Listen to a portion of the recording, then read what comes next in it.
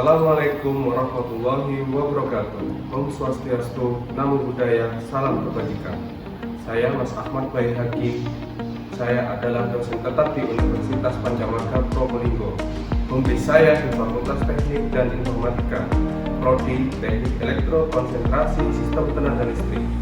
Latar belakang pendidikan strata saya salah satu Teknik Elektro Universitas Muhammadiyah Malang, dan strata 2 Teknik Elektro Sistem Tenaga Listrik di Universitas Brawijaya Malang. Jabatan akademik saya yaitu asisten ahli dengan kepangkatan penata muda tingkat 1 dengan golongan 3B. Saya sekarang adalah Kepala Laboratorium Teknik Elektronika Daya. Fokus bidang penelitian saya di optimasi tenaga listrik, analisis sistem tenaga, dan renewable energy. Kolaborasi penelitian saya dengan dosen-dosen terpublikasi di Universitas Muhammadiyah Malang, Universitas Brawijaya, Universitas Merdeka, dan Uniba Banyuwangi. Pengabdian saya kepada masyarakat berkolaborasi dengan dosen-dosen teknik mesin, dosen ekonomi, terpublikasi di Jurnal Uniba Banyuwangi. Di prodi saya mengampung mata kuliah elektronika daya, sistem tenaga listrik, renewable energy, dan proteksi. Berikut ada video situasi belajar mengajar di kelas dengan mata kuliah elektronika daya. Namun sebelumnya saya mengucapkan terima kasih sudah meluangkan waktu untuk menyaksikan video saya. Pada kesempatan ini semoga apa yang saya sajikan bisa bermanfaat. Wassalamualaikum warahmatullahi wabarakatuh. Assalamualaikum warahmatullahi wabarakatuh. Waalaikumsalam warahmatullahi wabarakatuh. Sebelum saya mulai perkuliahan, saya pimpin doa terlebih dahulu. Untuk yang beragama Islam, berdoa, kita mulai.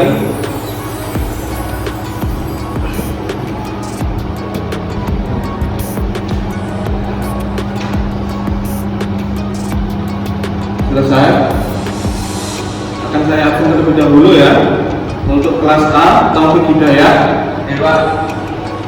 Ahmad Saifur Rahman, Andre Rizkianto, Nana Hermanto, Gainar Abidin, Sahrul Arif Putra, Muhammad Goni, Ali Ayu Sofi. Baik, untuk perkuliahan hari ini yaitu tentang elektronika daya. Sebelum saya mulai perkuliahan, akan saya kenalkan terlebih dahulu kurikulum vitae saya ya. Nama lengkap saya Mas Ahmad Baihaqi, STMT ya. Jabatan fungsional saya yaitu asisten ahli dengan NIBN 0724018803. Saya lahir di Sidoarjo pada tanggal 24 Januari 1988. Mata kuliah yang saya ampu pada elektro ini yaitu konsentrasinya elektronika daya, analisis sistem daya, sistem proteksi. Untuk riwayat pendidikan saya S1 di Muhammadiyah Malang, S2 Universitas Brawijaya Malang. Jadi saya S1 sama S2 ada di Malang. Bidang ilmu yaitu pada S1 dan S2 sama, tetap ini yaitu teknik elektro.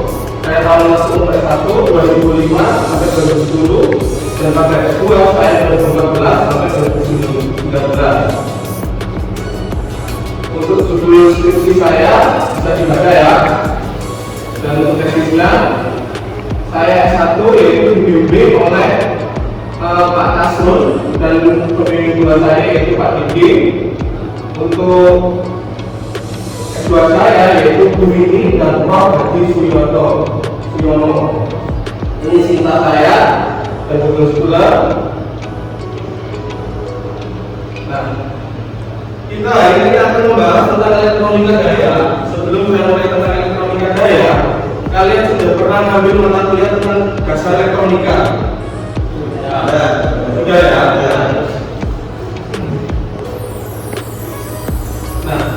Sebelum saya mulai, saya ulas terlebih dahulu kemudian kalian. Fungsi dari komponen elektronika yang resistor itu apa? Ini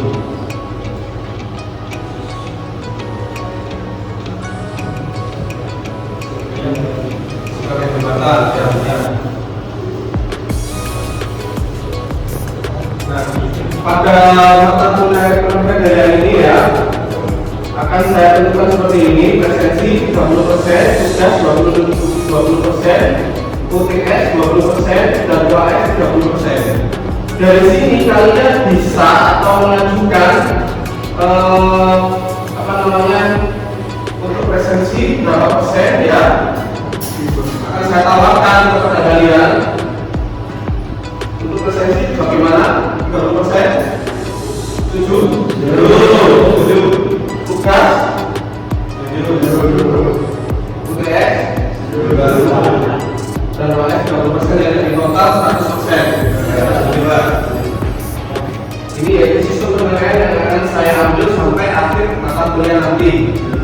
Jadi diusahakan langsung terus UAS dan UTS dikerjakan, tugas dikerjakan juga benar, maka nilai kalian sudah dipastikan nilainya A. Berikutnya silabus yang saya gunakan ya, elektronika daya menggunakan multisim yang dikarang oleh Muhammad Syahwil, dasar teknik tenaga listrik dan elektronika daya, pengarangnya yaitu Dual, Core Elektronik, Kasim M, McGraw-Hill. Aplikasi pada elektronika daya Muhammad Ali.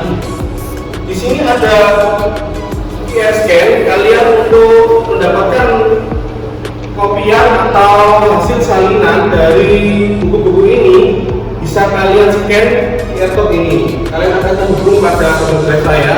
Silakan dicontoh untuk mempelajari materi yang ada di buku. Selanjutnya ya, ini buku cetaknya ya tentang elektronika daya menggunakan multisim. Sudah tahu apa multisim ini?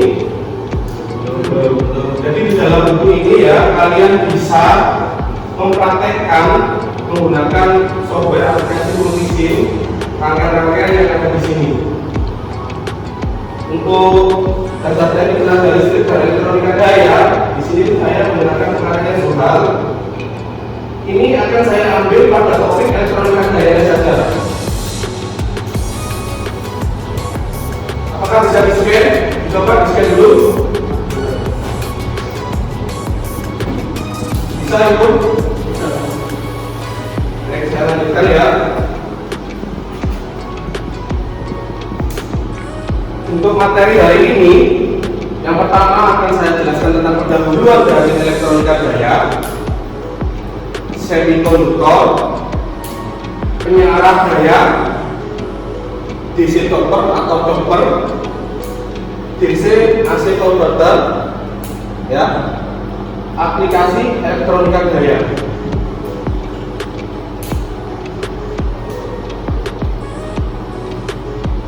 Elektronika daya di sini bisa kalian lihat yaitu rangkaian dari beberapa komponen, dan di sini yaitu daya listrik. Ikut apa elektronika daya itu yang kamu pahami dari definisinya?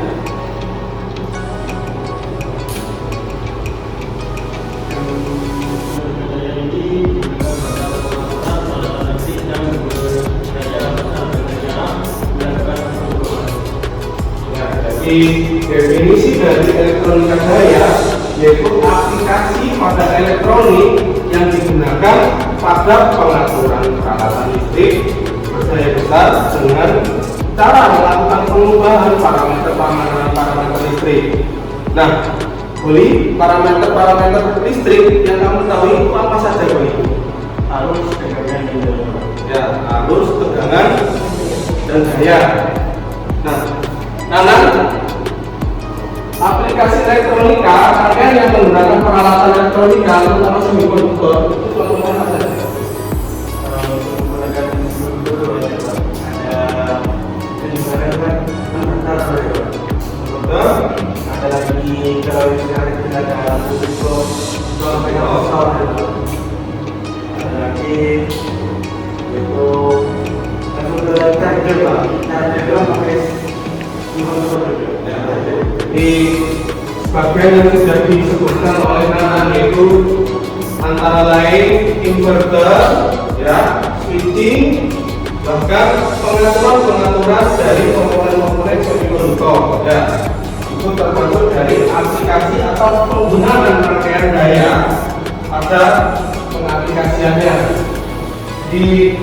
akan rasakan itu kalian yang bisa sering kalian temui ada yang dinamakan relay. Relay ini yaitu komponen mekanik yang bisa diatur. Nah, di situ ada yang dinamakan switching. Saklar on off itu bisa kalian atur dan bisa digunakan aplikasinya untuk aplikasi daya. Untuk peralatan semikonduktor yang digunakan adalah solid state elektronik untuk melakukan pengaturan yang lebih efisien pada sistem mempunyai daya dan energi yang besar. Jadi dulu yang sering digunakan untuk elektronika yaitu elektronik kecil dengan arus yang kecil, tegangan yang kecil. Rata-rata yaitu menggunakan tegangan DC. Tegangan DC itu kan berbagi lagi. Ada tegangan 9 volt, 5 volt, 12 volt, kelipatannya yaitu 24 volt sampai ke tegangan yang lebih tinggi. Nah, untuk komponen-komponen yang bertegangan tinggi yaitu sama menggunakan komponen semikonduktor dengan berdaya besar. Di sini yaitu ada komponen-komponen semikonduktor mulai dari penyarah untuk dioda, resistor untuk menahan, kapasitor untuk memperbaiki arus, tegangan dan sebagainya. Yang akan saya bahas yang pertama yaitu penyarah dioda. Pada dasar elektronika, dasar pendidikan yaitu dioda itu sebagai penyarah. Mulai dari gelombang AC ya current, gelombang sinus itu dirubah disearahkan menjadi gelombang DC. Jadi yang diloloskan ketika positif melewati negatif maka keluar dari dioda. Di sini bisa dilihat ya, ada rangkaian DC dan rangkaian AC. Untuk DC sendiri yaitu direct current dan AC alternative current.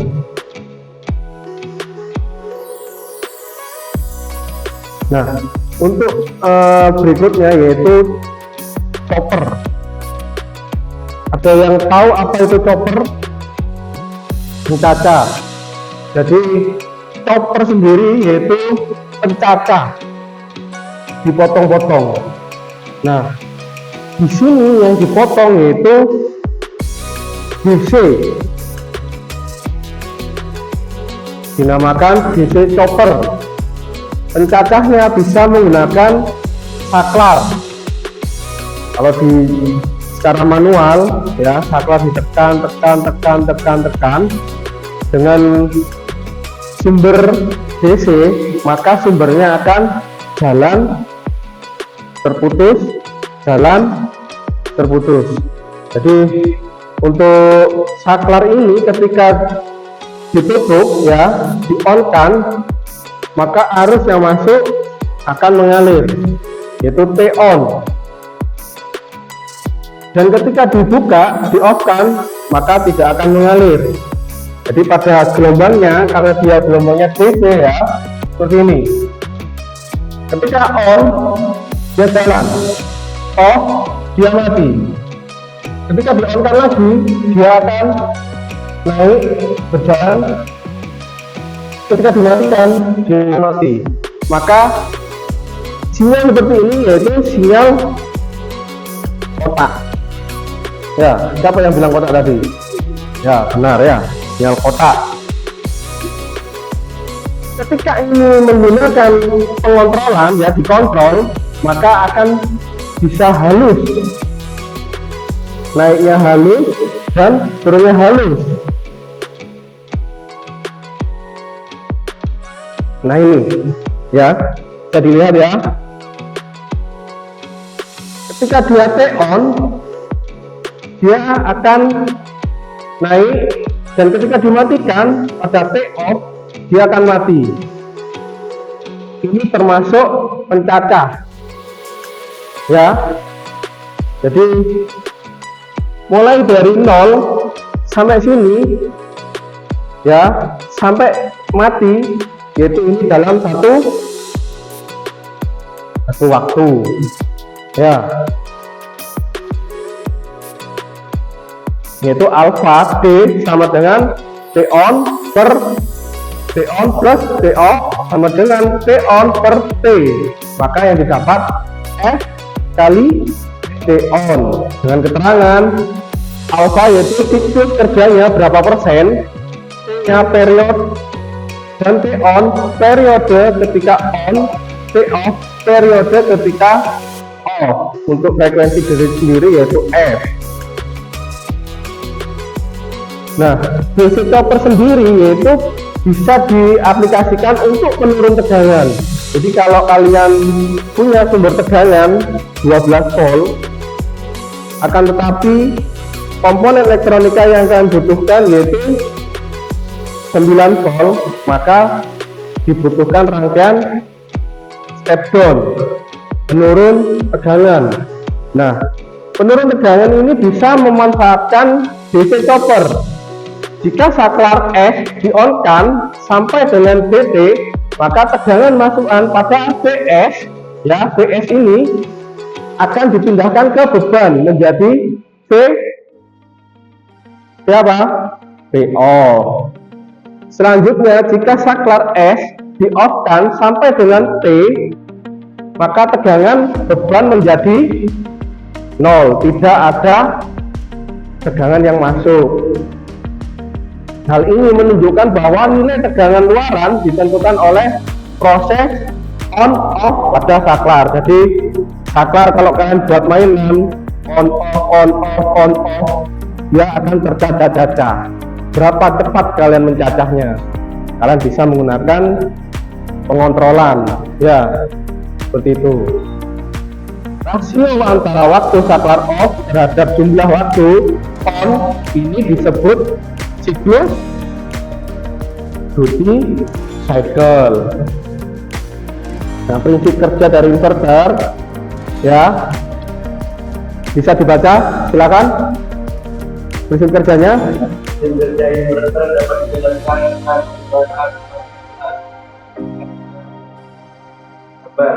bila saklar S1 dan S2 dalam kondisi on, maka akan mengalir aliran arus DC ke beban R dari arah kiri ke kanan. Jika yang ini adalah saklar S3 dan S4, maka akan mengalir aliran arus DC ke beban R dari arah kiri. Tentunya menggunakan rangkaian mengganti besar. Dalam proses konversi tegangan DC menjadi tegangan. Ya, terima kasih Andre. Ya, di sini bisa dilihat ya, S1 ketika dia ya S1 dan S2 ini dalam kondisi tertutup ya, yaitu on, tertutup, arus DC ini ya akan mengalir. Ini nah, mengalirnya arus DC ke R beban ya, R atau beban dari arah kiri ya ke kanan. Jika yang hidup adalah saklar S3 dan S4 bilang bunyi ya, maka akan mengalir aliran arus DC ke R. Nah, bagaimana jika sebaliknya? Maka ketika ditutup ya S1 dan S2, dia juga akan mengalir ke kanan ke kiri seperti itu. Nah, inverter ini biasanya diatur menggunakan komponen pengatur tegangan. Yang diatur yaitu lebar pulsanya, PWM-nya. Nah, di sini ada bermacam-macam komponen, baik itu komponen handphone ya, ada kamera, terus ada TV, PlayStation. Semua ini yaitu menggunakan aplikasi elektronika daya. Jadi dari AC ya, contoh komputer atau laptop ini, dari sumber yang dari PLN yaitu AC akan dirubah oleh adaptor dan keluarannya DC untuk bisa menggunakan PC atau laptop. Nah, bisa dilihat di sini ya, bisa dilihat ini ada arus AC ya, dikonversi ke DC. Maka di sini yaitu bisa dikatakan AC to DC. Sedangkan dari sini ya, sumber arus AC ke AC, maka dinamakan regulator AC. Atau sebaliknya, dari sumber tegangan arus DC ke AC, contoh tadi itu ya, dari solar panel dirubah ke AC keluarannya. Berarti kan dari solar panel masuk ke baterai, baterai itu kan DC ya, DC baru dirubah menggunakan inverter, keluaran AC. Inverter seperti ini ya, itu dinamakan DC itu AC inverter. Nah, untuk DC to DC yaitu konversi DC chopper, yaitu biasa digunakan untuk penurun dan naik tegangan. Di sini ada gearbox ya, dari turbin masuk ke sinkronisasi generator yang disinkronkan dan kemudian difilter ya, maka membutuhkan di sini yaitu AC to DC ya. Kemudian di sini DC to AC, yaitu disebut full scale power converter. Kemudian akan difilter kembali sebelum masuk ke trafo. Nah, rata-rata ya pengaplikasian untuk konversi daya bisa dilihat di sini ya, yaitu ketika dari sumber AC to DC atau sebaliknya, yaitu untuk menggerakkan motor ya. Kemudian dari AC to DC atau sebaliknya bisa juga digunakan untuk mobil listrik atau laptop ya. Nah, bagaimana kalau untuk AC to AC? Di sini kan dilihat yaitu lampu rangkaian yang sudah dibuat oleh Digi waktu elektronika dulu, yaitu DC AC to AC ya. Bisa dilihat di sini lampu pijar, yaitu berarti untuk untuk keluaran, yaitu diatur redup dan terangnya lampu atau biasa dinamakan dimmer ya. Paham kan? Berarti pengaplikasian dari pengubah AC to AC ya, yaitu untuk dimmer di sini. Dan di sini ada yang dinamakan renewable energy ya, 12 volt to 12 volt atau 24 volt to 12 volt. Berarti DC to DC ya. Nah, kalau melihat gambar seperti ini dimanfaatkan atau digunakan untuk apa? Untuk apa, Nana? Di sini dari 12 volt to 24 volt. Di sini ada mobil truk. Nah, yaitu untuk charger. Berarti di sini menggunakan DC chopper, yaitu DC chopper penaik tegangan. Ada yang ditanyakan?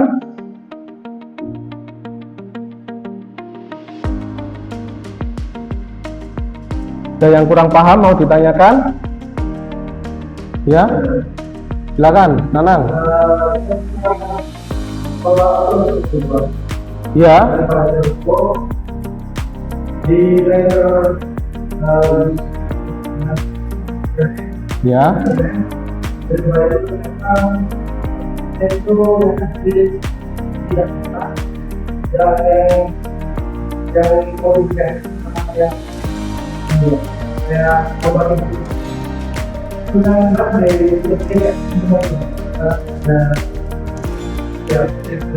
Nah, benar, itu dinamakan ripple, ya, yaitu tidak sempurna. Itu bisa disebabkan oleh harmonisa atau gangguan seperti itu. Ada yang bisa jawab kenapa seperti itu? Yang bisa jawab? Nah, keluaran dari DC yang tidak seimbang tadi itu dikarenakan tidak adanya atau kurang bagusnya inverternya. Nah, perlu di situ ditambahi yang namanya komponen filter. Apa tadi komponen filter? Kapasitor, yaitu untuk menghilangkan ripple-nya tadi. Memang ketika DC, ya, arus DC yang dikeluarkan itu tidak semuanya lurus, halus. Maka dari situ kenapa ya dari solar cell tidak langsung masuk ke komponen, masih masuk ke SCT terlebih dahulu, baru masuk ke inverter. Nah, bisa jadi inverternya kurang bagus, filternya. Nah, itu berpengaruh pada pengisian atau charge akinya, seperti itu. Kalau dimasukkan ke inverter DC itu AC, maka keluarannya juga akan berpengaruh. Maka masukan dan keluarannya itu harus diatur terlebih dahulu. Maka dari itu bisa menggunakan komponen-komponen yang sesuai. Ada lagi yang ditanyakan? Untuk minggu depan yaitu akan saya berikan tugas, karena tadi kan tugas itu 30%. Akan saya berikan tugas, silahkan kalian buat ya rangkaian dari DC chopper, rangkaian dari gelombang penuh, penyearah gelombang penuh dan tengah gelombang itu menggunakan PSIM atau Proteus. Kemudian dari hasil osiloskop itu silakan dianalisa. Bisa dipahami? Baik, saya akhiri. Wassalamualaikum warahmatullahi wabarakatuh.